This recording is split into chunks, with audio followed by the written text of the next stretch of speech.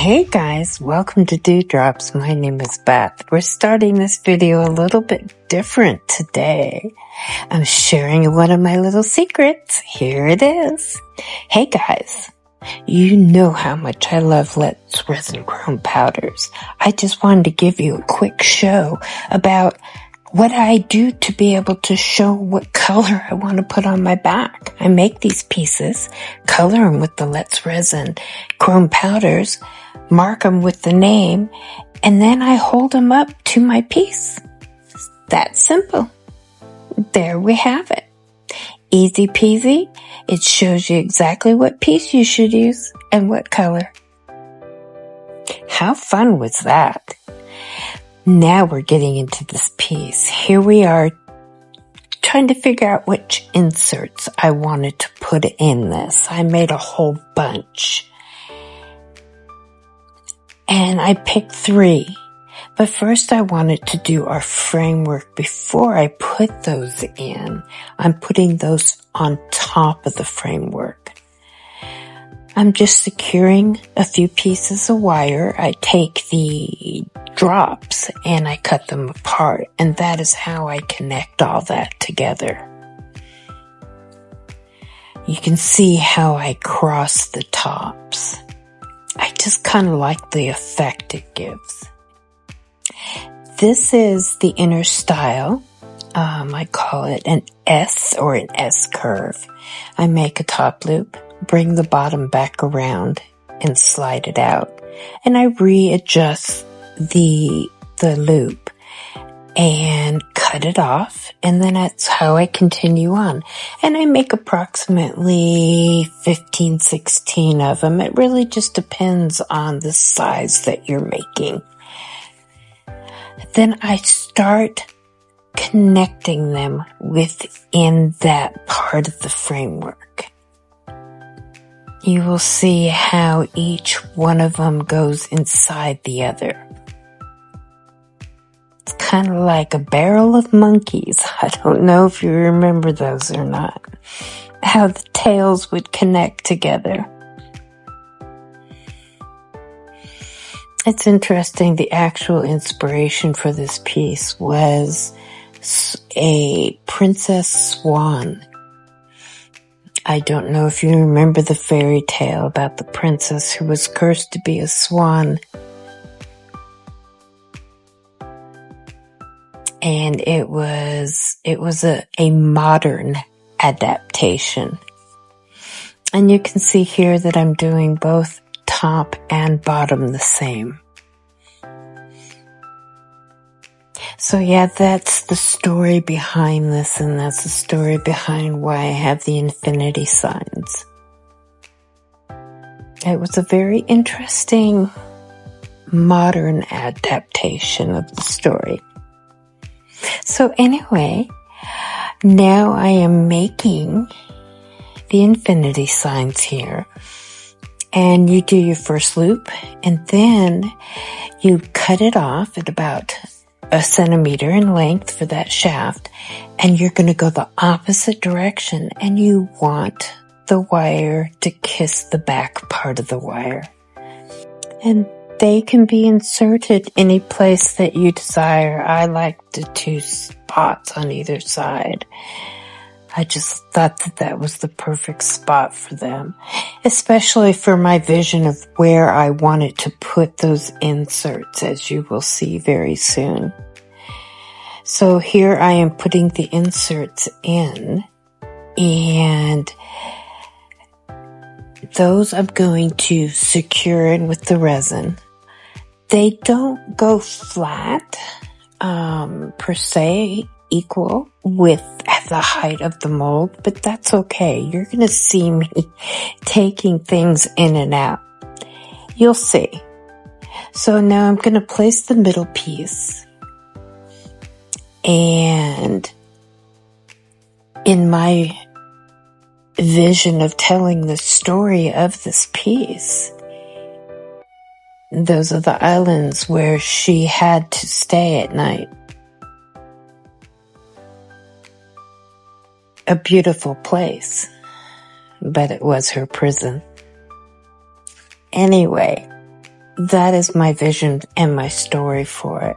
So now I am taking it out and I am flipping it over because I want to put color on the back, not the front. If you put it on the front, you're going to cover up your wire. You don't want to do that.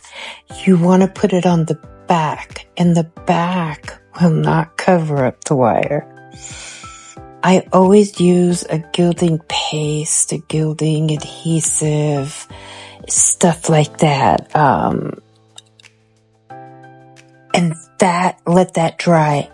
And doing that, it helps your Chameleon flakes stick.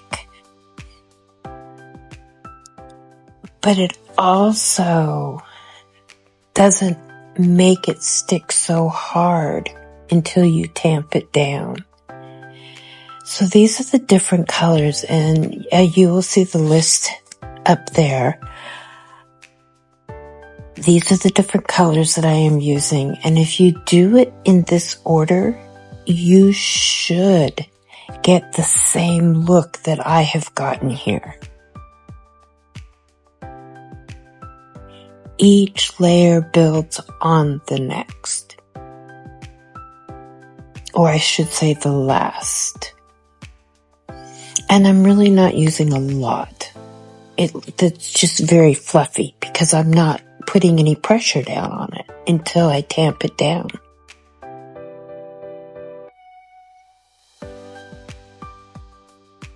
You will see there that I did it on a baby wipe. It was actually brilliant. I barely had any mess. Now I'm putting some resin on top of it, and I'm going to cure that. And then I'm going to put a little bit more resin on before I put the chrome powder on. And I'm only going to cure that for maybe 10-15 seconds at the most. You want it sticky.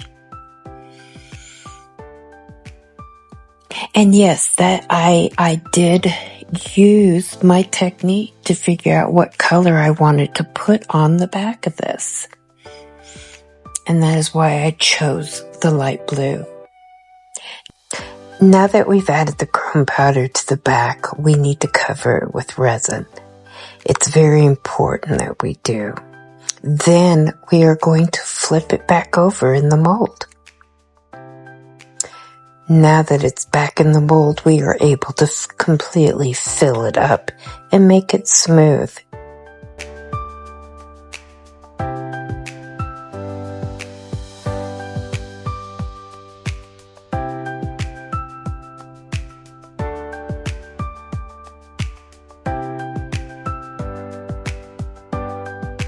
Here, what I'm doing, now that I have got a good buildup of resin there, I am taking the high viscosity resin by Dewdrops Resin, and I am heating it up and thinning it out so that I can start the process of getting it in there in certain areas that I don't want it to be too thick, like on top of the inserts.